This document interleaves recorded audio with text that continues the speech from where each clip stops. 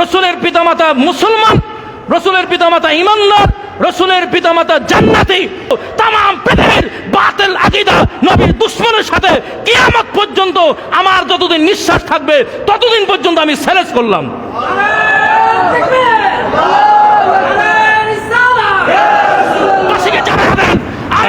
দুশমনদের ব্যাপারে বিন্দু মাত্র আমরা সাথ দিতে রাজি। আমার নবীর মা বাবা, সবাই বলেন আমার নবীর পিতামাতা, আর আমার নবীর মা বাবা, আহলে বাইতের ব্যাপারে, রসুলের পরিবারের ব্যাপারে, রসুলের ব্যাপারে, রসুল মা বাবার ব্যাপারে যদি কেউ বিরূপ মন্তব্য করে, ব্যঙ্গাত্মক অঙ্গভঙ্গি দ্বারা কোনো কিছু প্রকাশ করে, শরীয়তে তার বিধানটা কি আমরা এই বিধানটা এখন জানবো। কিতাবের বাহিরে আমরা কোনো কথা মানবো না। কথা বলেন ঠিক কি না? ইমাম কাজী আয়াজ মালিকি রহমতুল্লাহ আলাই তিনি কিতাবের মধ্যে শিফা শরীফ 321 পৃষ্ঠার মধ্যে তিনি বলেন, আজমাউল উলামা ইন্না শাতামান নবী সাল্লাল্লাহু আলাইহি ওয়াসাল্লাম ওয়াল মুনকিসু লাহু কাফিরুন। ইমাম কাজী আয়াজ বলেন শিফা শরীফের মধ্যে নিশ্চয়ই সমগ্র বিশ্বের উলামায়ে কেরাম একমত হয়ে গেছে, যেই ব্যক্তি রসুলের শানে অবমাননা করবে, রসুলকে গালি দিবে, ওই ব্যক্তি কাফের হয়ে যায়। ওই ব্যক্তি কি হয়ে যায়? কাফের হয়ে যায়। ওয়াল ওয়াইদু জারিন আলাইহি বিআযাবিল্লাহি তাআলা, তার উপরে আল্লাহর আযাব জারি হয়ে যায়। এবং সে যে কাফের হয়েছে, রসুলকে গালি দেওয়ার কারণে হোক, রসুলের পিতামাতার ব্যাপারে খারাপ মন্তব্য করার হোক, অথবা রসুলের পরিবার যে কোনো সদস্যের ব্যাপারে খারাপ মন্তব্য, সিক্স ফ্যাক, ইনটেক না, বার্জিন না, রসুলের বিবিদের ব্যাপারে এই সমস্ত শব্দ ব্যবহার করছে যারা, এরা যে কাফের, এরা কাফের হয়েছে এই ব্যাপারে যদি কেউ সন্দেহ করে, ওমান শাক্কা ফি কুবরিহি ওয়া আযাবিহি ফাকাত কাফারা, সে যে কাফের হয়েছে এটা যদি আপনারা কেউ সন্দেহ করেন, আপনারাও কাফের হয়ে যাবেন। ইমামুল মুহাক্কিক ইমাম ইবনু হুমাম ফতুল কাদরে তিনি বলেন ৪র্থ খণ্ডের ৪০৭ পৃষ্ঠার মধ্যে, কুল্লুন মান আবগাদা রাসূলুল্লাহ সাল্লাল্লাহু আলাইহি ওয়াসাল্লাম বিকলবিহি কানা মুরতাদ্দান, যার দিলে রসুলের ব্যাপারে বিন্দু মাত্র দুশ্মনী থাকবে সে মুরতাদ হয়ে যায়। কি হয়ে যায়? মুরতাদ মানে ইসলাম থেকে বের হয়ে যায়, সে আর কখনো নিজেকে মুসলমান দাবি করতে পারবে না। সাব্বু বিতারিকি আওলা, যেখানে দিলে দুশ্মনী থাকলে মুরতাদ হয়ে যায়, সেখানে যদি মুখে যদি কিছু প্রকাশ করে তখন সে তরিকি আওলা, সে বড় ধরনের মুরতাদ হয়ে যায়। কি হয়ে যায়? মুরতাদ হয়ে যায়। ওয়াইন সাব্বা সুকরানুন লা ইউফ আনহু, যদি কোনো নেশাগ্রস্ত মদখোর, মদ খেয়ে নেশাগ্রস্ত হয়ে গেছে এমত অবস্থায় যদি আমার নবীকে গালি দেয় অথবা নবীর পরিবারকে গালি দেয়, ওই অবস্থায়, ওই নেশাগ্রস্ত অবস্থায় যদি গালি দেয় তারপরও তাকে ক্ষমা করা হবে।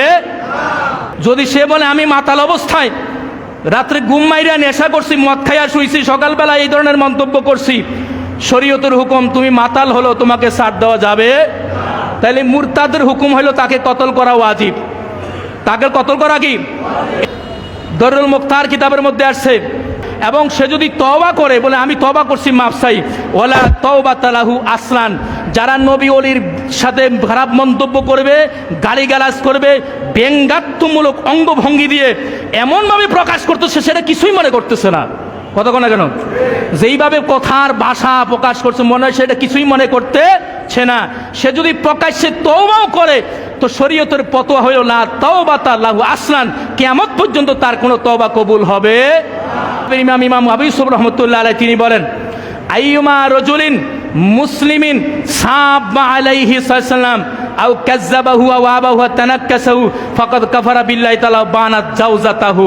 ইমাম আবু ইউসুফ রহমতুল্লাহ আলাইহি তিনি বলেন, যেই মুসলমান হওয়ার পরে আমার নবীকে গালি দিবে, নবীর দোষ বর্ণনা করবে, নবীর পরিবারের দোষ বর্ণনা করবে, অথবা নবীর শানে আঘাত করবে, অথবা হ্যায় প্রতিপন্ন করবে, অবজ্ঞা করবে, অবহেলা করবে, তুচ্ছ তাচ্ছিল্য করবে, ফাকাত কাফারা, সে কাফের হয়ে যায়। বিল্লাহ, সে তো শুধু নবীর সাথে কুফরি করে নাই, সে আল্লাহর সাথে কুফরি করেছে। কার সাথে? এবং সর্বশেষ বলেন ওয়াবানাত জাওজাতাহু, এই মন্তব্য করার পরে, এই কথা বলার পরে, এই আচরণ করার পরে সাথে সাথে তার স্ত্রী তালাক হয়ে যায়। স্ত্রী কি হয়ে যায়? এখন প্রশ্ন আসতে পারে, স্ত্রী তো তালাক হয়ে গেছে, সে কি বউর সাথে কি মেলামেশা করে নাই? করছে কি না? এজন্য আমরা বলি ওহাবিরা জারক সন্তান। কেন বলি জানেন? কারণ সর্বপ্রথম নবীর সাথে দুশ্মনী করেছে মুহাম্মদ ইবনে আব্দুল ওয়াহাব নজদি। ওই মুহাম্মদ ইবনে আব্দুল ওয়াহাব নজদির সিলসিলায় যারা এসেছে, বংশ পরম্পরায় নবীর শানে আঘাত করেছে, ওই মুহাম্মদ ইবনে আব্দুল ওয়াহাব নজদি নবীর শানে আঘাত করার কারণে তার স্ত্রী তালাক হয়ে গিয়েছিল, স্ত্রীকে ছেড়ে দেয় নাই, মেলামেশা করেছে, সন্তান হয়েছে। এইভাবে নবী ওর বাবা যদি নবীর দুশ্মন হয় তো তার মা তালাক হয়ে গেছে, হওয়ার পরে মা মেলামেশা করে সেখানে সে হয়েছে, আবার সে নবীর দুশ্মনী করার কারণে তার স্ত্রী তালাক হয়ে গেছে, সেই স্ত্রীর সাথে মেলামেশা করেছে, সেখানে সন্তান হয়েছে। এজন্য বংশ পরম্পরায় নবী ওলির শানে যারা আঘাত করবে এরা বৈধ সন্তান নয়, এরা হলো জারক সন্তান। ঠিক কিনা? এদের ওয়াজ শোনা হারাম, দাওয়াত দেওয়া হারাম, হাদিয়া দেওয়া হারাম, তাদেরকে সালাম দেওয়া হারাম, আত্মীয়তা করা হারাম। এদের সাথে সকল ইসলামিক সম্পর্ক ত্যাগ করতে হবে।